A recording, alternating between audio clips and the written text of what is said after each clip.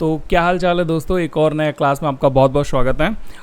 हम लोग आज ना कंटिन्यू करेंगे जो कल मैंने आपको पढ़ाया था उससे आगे। और कल की वीडियो में मैंने आपको ब्रिक्स और जो शार्क है दशेस है उसके बारे में सब कुछ बता दिया था, जितना भी आपके क्लास में आने वाला हो सकता है इन फ्यूचर में, या फिर उससे रिलेटेड आपके CUET में, बोर्ड एग्जाम में, या फिर कहीं और एग्जाम में आ सकता है, वो मैंने आपको बताया था। ठीक है, ये क्लास 12th के लेवल का मैंने आपको कल बता दिया था। लेकिन कल के एक टॉपिक में दोस्तों मैं एक चीज़ की हिंदी जो है समझाने में थोड़ा असमर्थ रह गया था, वो है CRA यानी कि कॉन्टिजेंट रिजर्व अरेंजमेंट जो था। इसमें आर की हिंदी यानी कि रिजर्व की हिंदी मुझे आरक्षित नहीं दिमाग में आ रही थी, कभी कभी हो जाता है। तो अल्पकालिक आरक्षित व्यवस्था मतलब कॉन्टिजेंट रिजर्व अरेंजमेंट। ठीक है, और वैसे भी ये जो ब्रिक्स की पहल है ये आपके एग्जाम में आएगा नहीं, बट ये मैंने अपनी जानकारी के लिए लिखा हुआ था और इसलिए मैंने इसको कभी किसी बच्चे को पढ़ाया भी नहीं, और जिस वजह से वो मेरे दिमाग में टॉपिक आया भी नहीं। ठीक है, ये मैंने कई साल पहले लिखा हुआ था, तो आप इसको इग्नोर कर सकते हो, बाकी तो मैंने कल की वीडियो में बता ही दिया था। आगे बढ़ते हैं दोस्तों, दशेस मैंने आपको कल पढ़ा दिया था, है ना। दशेस यानी शार्क की सारी उपलब्धियां बता दी थी। आज हम लोग दोस्तों बात करेंगे रूस के बारे में, क्योंकि यहाँ तक ना हमारे जो संगठन हैं वो सारे हो गए हैं। जो हमारे संगठन हैं वो सारे हो गए। हमने EU पढ़ लिया, हमने आसियान पढ़ लिया, हमने दशेस पढ़ लिया, हमने ये ऊपर अभी कौन सा पढ़ा है, ब्रिक्स पढ़ लिया। सारे हमारे संगठन हो चुके हैं जो विश्व के ऐसे संगठन हैं जो अमेरिका को टक्कर दे सकते हैं। अब हम लोग उन देशों की बात कर लेते हैं जो अमेरिका को कहीं ना कहीं टक्कर देने लायक हिम्मत रखते हैं, या फिर वो उतनी तरीके से एबल हैं। और कुछ एक ऐसे कंट्रीज़ हैं जिनके बारे में हमें जितनी जानकारी सफिशिएंट चाहिए वो मैंने यहाँ पर लिखी हुई है। ठीक है, आपको एक्स्ट्रा कुछ और पढ़ने की आवश्यकता नहीं है। फिर भी अगर आप चाहे तो अपनी बुक से पढ़ सकते हो, NCERT की बुक से पढ़ सकते हो। ठीक है, और प्रीवियस ईयर के अगर आप क्वेश्चन आंसर देखोगे तो वहाँ भी इससे ज़्यादा जानकारी कभी पूछी नहीं गई है। ठीक है, जो भी लिखा हुआ है वो सारा आपकी बुक से लिखा हुआ है। तो ये रूस का आप जो है मैप तो देख ही सकते हो। इनका झंडा किस कलर का है, ऊपर वाइट होता है, फिर बीच में ब्लू रहता है और लास्ट में नीचे साइड में रेड होता है। ठीक है, जैसे कि अपने यहाँ का झंडा तिरंगा जो है उसी तरीके से इनका भी झंडा है, बट कलर चेंज है। और अपने यहाँ पर चक्र है, इनके यहाँ पर कोई चक्र वगैरह नहीं है। मैप तो आप लोग देख ही सकते हो कि इनका जो देश का भौगोलिक स्थिति है यानी कि जो क्षेत्रफल है वो पूरे विश्व में सबसे बड़ा है। ठीक है, तो ये तो एक खास बात हो ही गई। इसके अलावा जो है ये सोवियत संघ जो था उसका भी सबसे बड़ा हिस्सा था। कौन? रूस सबसे बड़ा हिस्सा हुआ करता था। और जब सोवियत संघ का विघटन हुआ तो रूस उसका उत्तराधिकारी बन गया। उत्तराधिकारी का मतलब क्या है कि जैसे जो भी सोवियत संघ के काम रह गए होंगे वो रूस के अंडर में आ गए। सोवियत संघ की जो विरासतें रह गई होंगी वो रूस को मिल गई। उत्तराधिकारी एक प्रकार से उसको आगे कंटिन्यू करने वाला होता है। बट अब देखो यहाँ पर सोवियत संघ तो रहा नहीं, तो उसकी जो बची कुची जिम्मेदारियाँ होंगी, उसका जो बचा खुचा भुगतान होगा, निपटान होगा, परेशानियाँ होंगी, बहुत सारी चीज़ें रहती हैं, तो वो सब कुछ रूस ने अपने जिम्मे पर ले लिया, क्योंकि भाई साहब उत्तराधिकारी बने तो करेंगे ही। ठीक है, वैश्विक पटल पर अगर हम लोग विश्व की दृष्टि से बात करें तो पूरे विश्व में रूस काफ़ी ज़्यादा शक्तिशाली एक राज्य है। राज्य मतलब राष्ट्र है। ठीक है, और शक्तिशाली राज्य होने के जो पीछे इसकी वजह है वो है इसकी भौगोलिक स्थिति, जिस वजह से बहुत ज़्यादा शक्तिशाली एक ऐसे इनके पास में सबसे ज़्यादा खनिज, प्राकृतिक संसाधन, गैस, इन सब का अपार भंडार है, बहुत ज़्यादा। ठीक है, थोड़ा बहुत नहीं है, बहुत बहुत बहुत ज़्यादा है। और वो कैसे है? क्योंकि इनका क्षेत्रफल इतना बड़ा है। ठीक है, जो बेचारा छोटा सा देश है जहाँ पर 2 3 4 पहाड़ हैं, उसके पास में क्या ही स्थिति होगी, क्योंकि आधा पूरा जो आधा वर्ल्ड है ना वो लगभग तो रूस में ही समाया हुआ है। तो इसलिए तो ये काफ़ी ज़्यादा शक्तिशाली राज्य है ही है एक तरीके से। बात करें अगर परिष्कृत शस्त्रों की, शस्त्र मतलब हथियार वगैरह, तो रूस इसका सबसे बड़ा एक भंडारण है, क्योंकि अमेरिका के बाद में इन्होंने जो है अमेरिका को टक्कर देने के लिए अपने पास में बहुत सारे हथियार बनाने शुरू कर दिए। उन्होंने उस टाइम पर इतनी R&D करी, मतलब रिसर्च एंड डेवलपमेंट करी, कि आज तक इनके पास में हथियारों की कभी कोई कमी नहीं है, और आगे आने वाले कई 100 सालों तक इनके यहाँ पर कोई कमी नहीं रह जाने वाली है, जब तक कोई दूसरा देश जो है इतना ज़्यादा रिसर्च और डेवलपमेंट हथियारों के ऊपर ना खर्च करें। ठीक है, भारत जो है वो रूस से हथियारों को ख़रीदने वाला एक सबसे बड़ा इनका कस्टमर है। ठीक है, और वैसे भी भारत और रूस की ना सबसे अच्छी मित्रता है। अगर हम लोग बात करें कि भारत की जो भारत का जो इकलौता ऐसा देश जो मित्र देश है, बहुत घनिष्ठ मित्र, तो वो रूस ही है। ठीक है, रूस ने भारत की हर कदम पर मदद करी है, कई कई कदमों पर नहीं भी करी है, लेकिन फ़िलहाल तो ज़्यादातर, चाहे वो अपने देश को आज़ाद कराने के टाइम पर, चाहे वो सुभाष चंद्र बोस के टाइम पर हो, चाहे हम लोगों को हथियारों के समय पर मदद करनी हो, ठीक है, हमारे यहाँ पर पनडुब्बी की मदद करनी हो, किसी भी चीज़ की मदद करनी हो, मतलब पनडुब्बी नहीं, बाकी के सारे जो भी हथियार वगैरह हैं उन सब में रूस का एक बहुत बड़ा हाथ रहता है। ठीक है, क्योंकि मोस्टली हमें जिन चीज़ों की ज़रूरत होती है हम रूस की तरफ देखते हैं। लेकिन हम लोग बात कर रहे हैं कि ये वैश्विक परिदृश्य से कैसे इतना ज़्यादा शक्तिशाली है कि अमेरिका को टक्कर दे सकता है। तो इसके पीछे रीज़न अगला ये है कि इनके पास में परमाणु शक्ति संपन्न भी है ये देश, ठीक है। इनके पास में परमाणु हथियार भी हैं, जिस वजह से ये अगेन शक्तिशाली हो जाता है।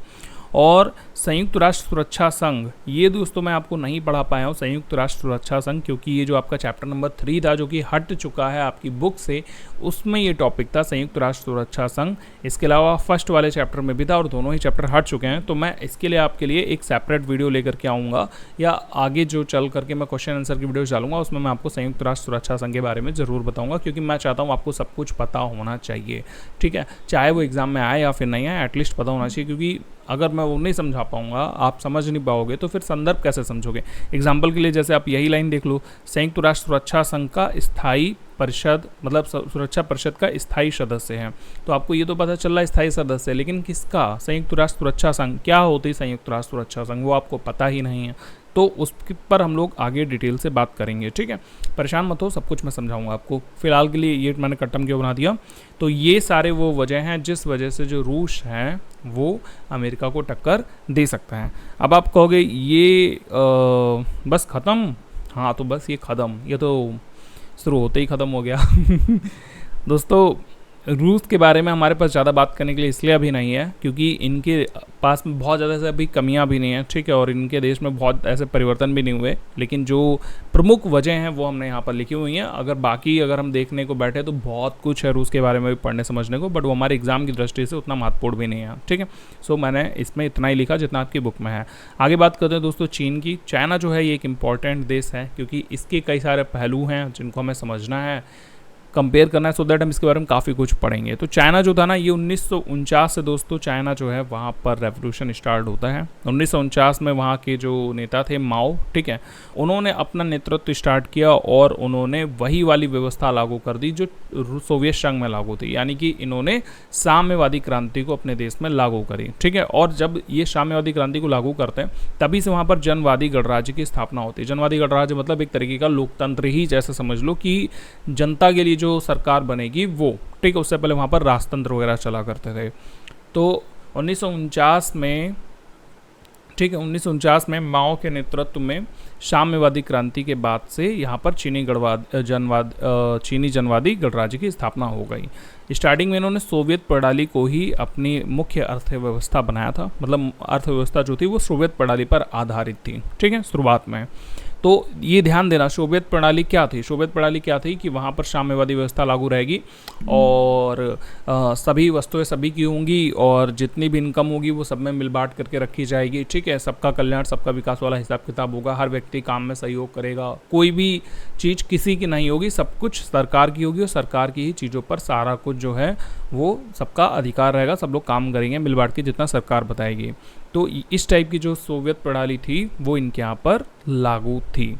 उसके बाद में दोस्तों माओ जो थे, माओ इन्होंने जो विकास का मॉडल बनाने की कोशिश करी थी उसको थोड़ा समझते हैं, ठीक है। इन्होंने विकास का जो मॉडल अपनाया था उसमें से इन्होंने ये सोचा कि हम अपने विकास के मॉडल से बहुत सारा पूंजी इकट्ठा करेंगे और उस पूंजी का प्रयोग खेती में नहीं बल्कि हम बड़े बड़े उद्योगों में करने पर कोशिश करेंगे, ठीक है। ये सोच रहे थे कि हम इधर से पैसा कमाएं और उद्योग वगैरह लगाएं जिससे कि हम दुनिया में काफ़ी ज़्यादा पैसा निकाल सकते हैं, क्योंकि इनका जो ध्यान था वो बहुत सही था।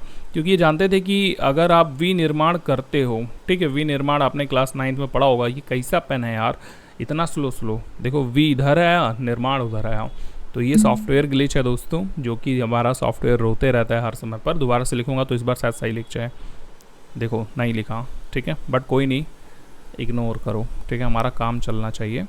ये इसको बोलते हैं लैग, ठीक है। और जब सस्ता कंप्यूटर खरीदो, मैंने तो फिलहाल ये 60,000 का लैपटॉप ले रखा है जिस पर पढ़ा रहा हूँ मैं, और भाई साहब इनके बस की बात नहीं है, जब मर्जी तब अटक जाते हैं। खैर इग्नोर करते हैं, हमारा काम चलना चाहिए, ठीक है। तो मैं क्या समझा रहा था, मैं तो वही भूल गया। ठीक है, जो भी समझा रहा था, आगे बढ़ते हैं। नहीं, वापस से समझा ही देता हूँ, क्यों आगे बढ़ना। तो चीन ने विकास का जो मॉडल अपनाया उसमें से चाहते थे कि पूंजी से निकाल करके सरकारी नियंत्रण में बड़े उद्योग लाया जा सके। मुझे याद आ गया मैं क्या समझा रहा था, विनिर्माण समझा रहा था। तो विनिर्माण का मतलब ये है कि इनको पता था अगर हम खेती करेंगे और खेती से जो भी हम अनाज या जो भी चीज़ उगाएंगे, ठीक है, उसको अगर हम विश्व में बेचते हैं तो हमें उतना ही पैसा मिलेगा। लेकिन अगर हम उसका विनिर्माण करते हैं, ठीक है, विनिर्माण करते हैं तो उससे हम बहुत ज़्यादा पैसा कमा सकते हैं, ठीक है। क्योंकि विनिर्माण में आप जानते हो पॉपकॉर्न जो होता है 5 रुपये का भुट्टा, उसको सिनेमा हॉल वाले 200 रुपये का बेचते हैं पॉपकॉर्न बना करके, है ना। तो वही चीज़ है विनिर्माण। तो अलग अलग चीज़ों के अलग अलग रेट होते हैं। फिलहाल तो इनकी यही नीति थी कि बड़े बड़े उद्योगों पर ध्यान देना है।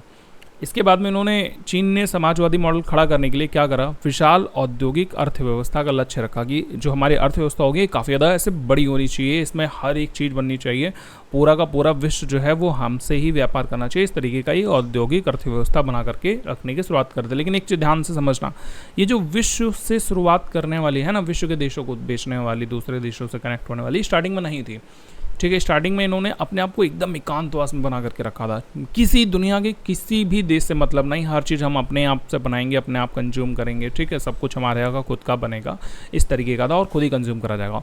तो लेकिन इन्होंने औद्योगिक अर्थव्यवस्था जो थी ये विशाल बनाने की कोशिश करी थी कि हर चीज़ हम बनाने की कोशिश करेंगे, ठीक है। और इन्होंने इस चीज़ को, इस उद्देश्य को प्राप्त करने के लिए इनके पास जो भी संसाधन थे उन सब को प्रयोग जो है वो उद्योगों में करने लगे।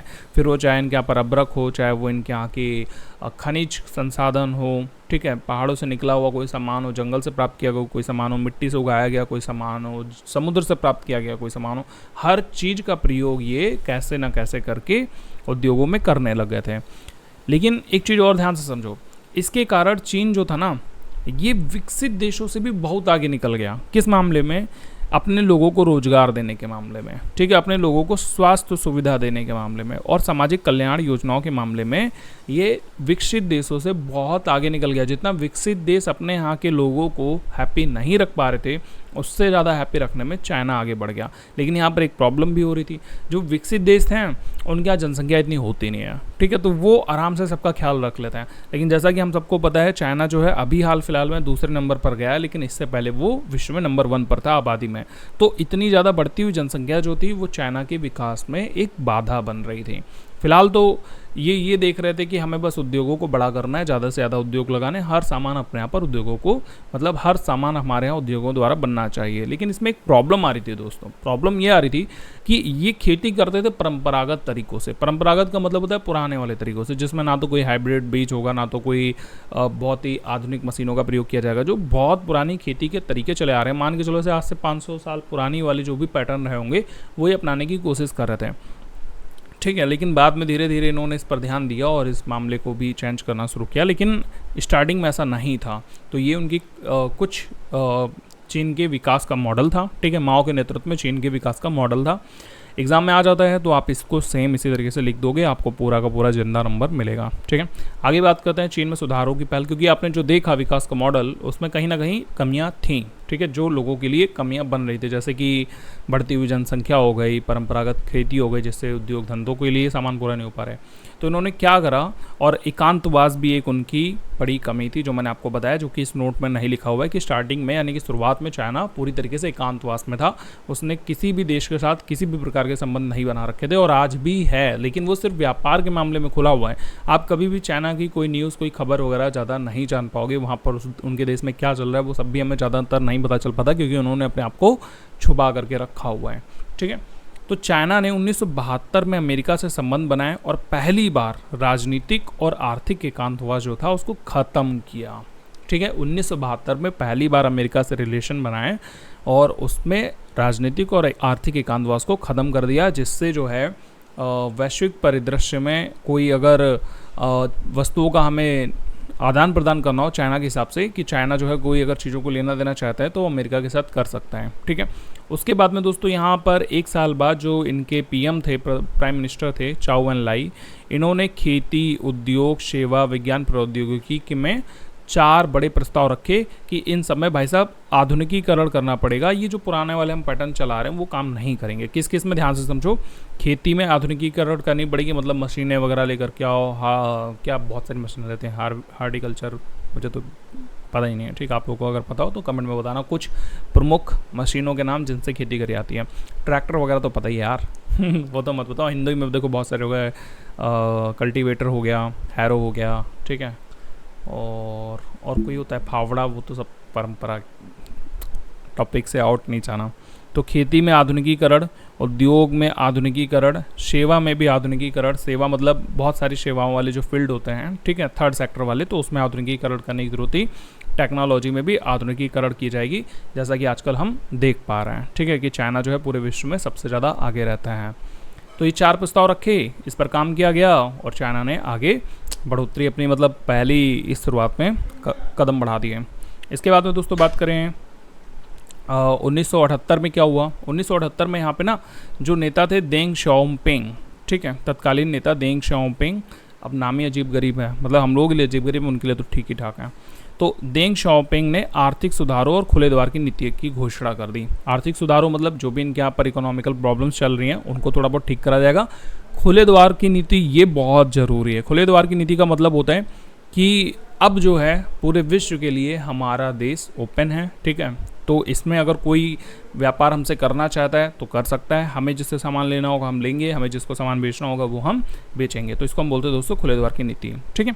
फिर 1982 में इन्होंने खेती का भी निजीकरण कर दिया। आप ध्यान देना, वो जो मैंने आपको शॉक थेरेपी पढ़ाई थी उसमें क्या हुआ था, अचानक से एकाएक इन्होंने जो है चोट दे करके आघात दे करके उपचार करने की कोशिश करी, ठीक है, मतलब अचानक से सब कुछ बस तुम प्राइवेट कर दो। लेकिन इन्होंने बड़े ध्यान से करा। सबसे पहले नीति अपनाते हैं 78 में, फिर 4 साल बाद दोस्तों इन्होंने खेती का निजीकरण करा। फिर खेती का निजीकरण अचानक से तो हो नहीं गया, काफ़ी लंबा समय लगा होगा लोगों को खेती मतलब जो सरकारी है उसको प्राइवेट करने में, लोगों को बांटने में, ठीक है।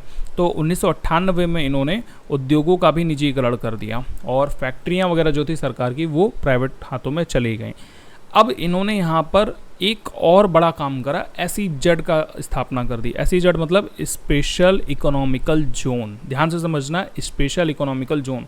इकोनॉमिकल जोन का मतलब एक ऐसा क्षेत्र जहाँ पर केवल इकोनॉमिक्स से रिलेटेड काम किए जाएंगे। एग्जाम्पल के लिए कुछ ऐसे क्षेत्र वगैरह बनाए इन्होंने जहाँ पर फैक्ट्रीज़ हैं, जहाँ पर बहुत सारे फैक्ट्रीज़, लेबर, इन सबको बसाया गया। तो चाइना में आप जानते हो बहुत बड़े बड़े ऐसे, जैसे हमारे यहाँ इंडिया में मॉल होते हैं ना, तो उसमें क्या होता है, सारी दुकानें होती हैं। चाइना में इसी टाइप के बहुत सारी स्पेशल इकोनॉमिकल जोन बनाया गया जिसमें ए से लेकर के जेड तक सारे काम एक ही जोन के अंदर होते हैं, ठीक है। मतलब अगर आप एक किसी बहुत बड़ी बिल्डिंग में चले गए तो वहाँ पर एक ही चीज़ बन रही है लेकिन वो शुरुआत से लेकर के एंड तक बन रही है, और लेबरों को भी बाहर से नहीं आना, उनको भी वहीं पर घर दे दिए, उनकी कॉलोनीज़ वहीं पर बसा दी, उनके स्कूल वहीं पर बना दिए, उनके हॉस्पिटल वहीं पर बना दिए। मतलब वहीं रहो, वहीं खाओ, वहीं खरीदो, वहीं सब कुछ करो और वहीं पर आप सामान का या जो भी वस्तु है उनका निर्माण करना शुरू कर दो। तो इस तरीके से अलग अलग तरीके की, ये तो मैंने एक ही मॉडल बताया आपको, बहुत सारे इन्होंने स्पेशल इकोनॉमिकल जोन वहाँ पर बना करके रखे हुए हैं, ठीक है, जिसकी वजह से भाई माल जो है इनका वो दिन दूनी रात चौगनी तरीके से बनने लग गया। अब हमारे यहाँ क्या होता है, हम पहले बहुत दूर से कोई सामान खरीद के लाते हैं यहाँ पर, ठीक है, फिर यहाँ पर हम उसमें थोड़ा बहुत चीज़ों का परिवर्तन करते हैं, फिर उसको बना करके फिर कहीं बहुत दूर बेचने के लिए जाते हैं। तो क्या होता है, जो वस्तु हम ले करके आ रहे हैं उसमें हमारा भाड़ा ही जुड़ जाता है, तो इसकी वजह से उसके प्राइस बढ़ते चले आते हैं। फिर लेबरी कॉस्ट भी बहुत महंगा होता है क्योंकि लेबर भी बेचारा बहुत दूर से चल के आ रहा है, उसको बहुत दूर से जो है खाना पीना चाहिए और स्वास्थ्य सुविधाएं चाहिए। अब सोचो एक ही बिल्डिंग में आप रह रहे हो, वहीं पर आपको खाना मिल रहा है, उसी में आप काम भी कर रहे हो, नीचे जा करके ऊपर रह रहे हो, नीचे काम कर रहे हो, नीचे रह रहे हो, ऊपर जाके काम करो, तो आपको ना आना जाना है, ना वस्तु को इधर उधर लेकर के जाना है, तो कितना सारा प्राइस बच रहा है। दुनिया के लोग ये काम कर नहीं पा रहे, चाइना ने वो काम कर दिया। अब दुनिया में जो है, आप स्टार्टिंग में देखो सैमसंग का जो फ़ोन 1 लाख रुपए का आता था, ठीक है, चाइना ने उससे ज़्यादा फीचर वाला फ़ोन केवल 10,000 रुपये में लेकर के आ गई थी। तो अब रीज़न आप समझ सकते हो, ठीक है। तो इन्होंने उद्योगों का निजीकरण करा, SEZ स्थापित कर दिए। ये थोड़ा मैंने आउट टॉपिक समझा दिया, आउट ऑफ सिलेबस चला गया हूँ मैं, लेकिन बस पता नहीं क्यों मैं चले गया समझाने के लिए, ठीक है। इसके बाद में दोस्तों 2001 में WTO में ये शामिल हो गया। ये एक बड़ी चीज़ है, ठीक है, जिसकी वजह से चाइना तो और ज़्यादा मतलब मज़े हो गए। तो इसका नतीजा ये निकला कि इनके पास में विदेशी मुद्रा का विशाल भंडार हो गया, ठीक है। आप ये देख सकते हो, बहुत सारी मैंने विदेशी मुद्रा चाइना के नाम पे एक बोरे में भर करके रख दी है, बस इतनी है, ज़्यादा नहीं है, ठीक है। लेकिन फिलहाल ये मजाक का टॉपिक है। एक्चुअली में चाइना के पास में विदेशी मुद्रा का बहुत सारा भंडार इसलिए हो गया क्योंकि ये विश्व में जो भी बना रहे थे अपने आप, वो हर एक देश को सप्लाई कर रहे थे। और कोई भी देश अमीर, बहुत ज़्यादा अमीर या विकसित कैसे होता है, जब उसके पास विदेशी मुद्रा बहुत ज़्यादा आ जाती है। विदेशी मुद्रा कैसे आती है, देखो तुम अपने देश में बनाओगे, अपने देश में ही बेचोगे, तो आपकी ही मुद्रा आप ही के यहाँ पर सर्कुलेट हो रही है, ठीक है। लेकिन अगर आप अपने यहाँ की चीज़ को बना करके कहीं दूसरी जगह बेच रहे हो, ठीक है, तो किसी दूसरे देश में बेच रहे हो, तो वहाँ की मुद्रा आपके यहाँ आ रही है, मतलब आपकी जो देश की धनराशि है वो बढ़ रही है, उसमें इजाफा हो रहा है। तो इस तरीके से चाइना के पास बहुत सारा विदेशी मुद्रा है, समझ पा रहे हो। तो ये दोस्तों चाइना में सुधारों की पहल हुई, लेकिन यहाँ पर दोस्तों कुछ नकारात्मक पहलू भी हुए। नकारात्मक पहलू मतलब जो इन्होंने सुधार करा उसमें कुछ प्रॉब्लम्स आई, उन प्रॉब्लम्स को थोड़ा बहुत समझते हैं। सबसे पहली जो प्रॉब्लम हुई वो ये हुई कि जो इन्होंने आर्थिक विकास का मॉडल अपनाया उससे समाज के सभी वर्गों को फ़ायदा नहीं मिला। जो अमीर थे वो अमीर होते चले गए, जो गरीब थे वो बहुत गरीब होते चले गए, प्लस जो शहरी क्षेत्र के लोग थे वो तो बहुत ज़्यादा इसका प्रॉफिट ले पाए, लेकिन जो ग्रामीण क्षेत्र के लोग थे, तटीय वर्ग के लोग थे, तटीय वर्ग मतलब जो समुद्र के किनारे वगैरह रहते थे या दूर दराज के इलाकों में रहते थे, उनको बहुत ज़्यादा ऐसे प्रॉफिट नहीं मिला। आज भी देखोगे तो वहाँ पर जैसे भारत में गरीबी व्याप्त है वैसे ही वहाँ पर भी गरीबी व्याप्त है। हम जब भी चाइना को देखते हैं टीवी वगैरह में तो हम किसी बड़े शहर को देखते हैं ज़्यादातर, है ना, वहाँ पे ऐसे बीजिंग हो गया, संघाई हो गया, इस टाइप के शहरों को देखते हैं। लेकिन अगर एक्चुअली में आप चाइना वगैरह जाओ, वहाँ पे फिर लोकल क्षेत्र में घूमो तो आपको पता चलेगा कि वहाँ पर भी अभी काफ़ी ज़्यादा गरीबी व्याप्त है, जिस वजह से इस जो सुधार है इसको हम एक नकारात्मक पहलू के रूप में ही कंसिडर करेंगे। फिर यहाँ पर दोस्तों बेरोजगारी बढ़ गई। जैसे पहले क्या था, साम्यवादी व्यवस्था मॉडल में तो सबको ही रोजगार दिया जाता था, लेकिन जब से प्राइवेटाइजेशन हुआ बेरोजगारी भी वहाँ पर काफ़ी ज़्यादा बढ़ी। प्लस महिलाओं के लिए रोजगार और काम करने के हालात जो हैं वहाँ पर वो संतोषजनक नहीं है। जैसे भारत में है महिलाओं को कम धनराशि मिलती है, यानी वेतन भत्ता मिलता है, ठीक है। इसके अलावा बहुत सारी प्रॉब्लम्स होती रहती है महिलाओं को, वहाँ भी सेम कुछ उसी तरीके का हालात हो गए, थोड़ा उससे भी ज़्यादा बदतर होगा, ठीक है। और अगर बात करें गांव और शहर के लोगों के बीच की आय के बारे में तो दोनों की आय में भी काफ़ी ज़्यादा डिफरेंस हुआ है। गांव के लोग वही कम कमा रहे हैं क्योंकि वो खेती में लगे हुए हैं, शहर के लोग काफ़ी ज़्यादा कमाने लग गए हैं क्योंकि वो खेती को छोड़ करके किसी उद्योग धंधे में लग गए हैं, ठीक है। पर्यावरण को इन्होंने बहुत ज़्यादा दबा के हानि पहुंचाई, क्योंकि देखो औद्योगिकीकरण अगर तुम करोगे और वो भी स्पेशली बहुत ज़्यादा तेज गति से, ठीक है, सारे संसाधनों को तुम एक ही तरफ झोंक दोगे तो पर्यावरण तो प्रदूषित होगा ही। तो वो यहाँ पर दोस्तों चाइना में बहुत ज़्यादा हुआ है। फिर इस मॉडल में इन्होंने जो भ्रष्टाचार में बढ़ोतरी पाई है वो हज़ारों गुना है, क्योंकि पहले कम लोग भ्रष्टाचार थे, लेकिन जब ये प्राइवेटाइजेशन मॉडल शुरू हुआ, इसके अलावा जो सुधारों की इन्होंने पहल रखी उसमें बहुत ज़्यादा भ्रष्टाचार दबा के हुआ। भारत में तो इनके यहाँ के भ्रष्टाचार की अगर कंपेयर करें तो भारत का भ्रष्टाचार तो भी कुछ भी नहीं है। वैसे तो ज़्यादातर सारे ही देश जो हैं उसमें कुछ ना कुछ तो भ्रष्टाचार रहता ही है, लेकिन चाइना में काफ़ी ज़्यादा भ्रष्टाचार पाया गया, ठीक है। बात करें अगर सत्ता का नया केंद्र कैसे बन सकता है, मतलब ये अमेरिका को कैसे टक्कर दे सकता है, ठीक है। तो यहाँ पर सबसे पहला जो पॉइंट है वो है क्षेत्रफल में विशाल है, ठीक है। रूस की तरह ये क्षेत्रफल में विशाल है। अब आप मुझे कमेंट करके बताओ कि जो ये चाइना है ये क्षेत्रफल की दृष्टि से किस नंबर पे आता है, ठीक है। मेरे ख्याल से आप लोगों को आंसर पता है तो बता देना। दूसरी चीज़, ये WTO में भी शामिल हो गया, ठीक है। विश्व की एक बड़ी उभरती हुई अर्थव्यवस्था है जो कि काफ़ी ज़्यादा उभर गई, ठीक है। और इनके व्यापार के आगे दोस्तों, चाहे वो जापान हो, अमेरिका हो, रूस हो, बाकी के सभी देश जो हैं वो जितने भी इनके विवाद हुए पुराने समय में वो सारे भूल गए हैं, ठीक है। वो बस व्यापार को समझ रहे हैं। तो ये तो वही बात हो गई कि भाई जब बिजनेस करने की बात आए तो आप अपने दुश्मन को दुश्मन भी नहीं मान रहे हो, उससे सामान खरीद भी रहे हो, उसको सामान बेच भी रहे हो, ठीक है। आपको फैक्ट्री खोलनी है, आप भाग के चाइना चले जा रहे हो। आप टेस्ला को देख लो ना, तो एलन मस्क ने क्या करा भाई साहब, उनको फैक्ट्री खोलनी थी, भाग करके चले गए कहाँ, चाइना, ठीक है। तो उन्होंने चाइना में फैक्ट्री खोली, इंडिया जैसे देश में उन्होंने फैक्ट्री नहीं खोली। तो ये है ना प्रॉब्लम वाली बात। तो व्यापार के आगे दोस्तों यहाँ पर चाहे जापान हो, चाहे अमेरिका हो, चाहे रूस हो, ऐसे कोई भी देश हो, वो लगभग सारे विवादों को भुला करके आराम से बैठे हुए हैं। फिर इसके बाद में दोस्तों 1997 में जो वित्तीय संकट आया था, ठीक है, उसमें आसियान के देशों की अर्थव्यवस्था को टिकाए रखने में भी चाइना ने काफ़ी ज़्यादा मदद करी थी, ठीक है। तो आसियान के मतलब एक तरीके से देख सकते हो पूरे आसियान में अब चाइना की अर्थव्यवस्था उभर रही है, जिससे आसियान के देशों को भी फ़ायदा मिला, ठीक है। प्लस ये परमाणु शक्ति संपन्न देश भी है जैसा कि रूस भी है, ठीक है। तो और सुरक्षा परिषद का ये स्थायी सदस्य भी है, जिस वजह से जैसे रूस भी है वैसे ये भी है, ठीक है। तो अब सुरक्षा परिषद वही आ गई दोबारा से, तो जो मैंने आप बताया था कि मैं आपको आगे पढ़ाऊँगा, ठीक है। तो सुरक्षा परिषद का स्थायी सदस्य भी है, जिसमें 5 स्थायी सदस्य होते हैं और 10 जो हैं अस्थायी सदस्य होते हैं, 2-2 साल के लिए बदलते रहते हैं, लेकिन जो 5 स्थायी सदस्य हैं वो हमेशा के लिए स्थायी ही बने रहते हैं, ठीक है। स्थायी सदस्य वीटो वगैरह भी लगा सकते हैं, लेकिन बाकी अस्थायी सदस्य जो है वीटो पावर नहीं यूज कर सकते हैं। तो जब मैं पढ़ाऊँगा सुरक्षा परिषद तो आपको डिटेल से बताऊँगा, ठीक है। प्लस ये जो चाइना है ये दोस्तों अमेरिका और अफ्रीका में भी काफ़ी ज़्यादा से पैसे वगैरह, या अपना पैसा नहीं, इनके यहाँ की जो मुद्रा है, कुल मिलाकर के कहने का मतलब अपनी धनराशि उसको उनके यहाँ पर इन्वेस्ट करके रखा हुआ है, ठीक है। काफ़ी ज़्यादा इन्होंने इन्वेस्टिंग कर रखी है चाइना ने अमेरिका में, अफ्रीका में। तो अब सोचो मतलब एक छोटा तो देश नहीं कहेंगे, वैसे तो बहुत बड़ा है क्षेत्रफल की दृष्टि से, इकोनॉमिकल दृष्टि से, मतलब इकोनॉमिक पॉइंट ऑफ व्यू से, बट ये अमेरिका जैसे विकसित देश में निवेश कर रहे हैं, तो इसका मतलब ये है ये टक्कर देने के लिए पूरी तरीके से तैयार हैं, है ना। तो ये सारी वो वजह हैं जिस वजह से दोस्तों हम लोग बोलते हैं कि जो चाइना है वो सत्ता का एक नया केंद्र बन सकता है। इसके बाद में दोस्तों हम लोग इसराइल के बारे में पढ़ेंगे। इसराइल के बारे में आपको पढ़ा देता हूँ अभी, और फिर इसके बाद में 3 टॉपिक और बचेंगे, भारत, जापान और दक्षिण कोरिया, जो कि मैं आपको अगले टॉपिक में बताऊंगा, ठीक है। इसराइल बहुत बड़ा टॉपिक नहीं है। आप इसराइल के देश को देखो, काफ़ी सही देश लग रहा है ना एकदम, लेकिन अगर आप वर्ल्ड में देखोगे ना तो ये बहुत छोटा सा कंट्री है, जनरली आप ढूंढ भी नहीं पाओगे ऐसे, अगर मतलब केवल उंगलियों पे बताया जाए तो, जब तक कि आप उसको जूम नहीं करोगे आपको दिखाई भी नहीं देगा, ठीक है। तो ये रहा इसराइल कंट्री, काफ़ी ज़्यादा छोटा देश है, काफ़ी ज़्यादा छोटा देश है। भारत के मामले में तो बहुत ज़्यादा छोटा देश है, उत्तर प्रदेश से भी काफ़ी छोटा देश है, ठीक है। तो अब हम लोग, क्या ऐसे कारण हैं जिसकी वजह से हम लोग ऐसा बोल रहे हैं कि उभरती हुई अर्थव्यवस्थाओं में अमेरिका के आगे इसराइल कैसे टिक सकता है, कैसे टक्कर दे सकता है अमेरिका को। तो इसके जो प्रमुख कारण हैं उन पर हम लोग बात करेंगे। सबसे पहला तो इनका अर्थव्यवस्था बहुत मजबूत है, ठीक है। उन्नत विज्ञान प्रौद्योगिकी, इनके पास टेक्नोलॉजी बहुत हाई फाई है, काफ़ी अच्छी टेक्नोलॉजी है। भारत में काफ़ी सारे लोग जो हैं वो टेक्निकल फील्ड जब चूज़ करते हैं तो वो इसराइल जाने के ख्वाब देखते हैं, ठीक है। कई सारे मेडिकल साइंस भी वहाँ से ही निकल करके आती है। मेडिकल साइंस मतलब जो आपने देखा होगा बहुत सारा, सॉरी कहाँ चला गया भाई, ठीक है, सामने ही हूँ मैं, कहीं नहीं गया। जो हमारे यहाँ पर दोस्तों उपकरण वगैरह यूज होते हैं, ठीक है, मेडिकल टर्म में जो भी उपकरण वगैरह यूज होते हैं, तो वो काफ़ी सारे इसराइल में ही उनकी रिसर्च हुई है, उनको खोजा गया है, ठीक है, डिस्कवरी उनकी वहीं पर हुई है।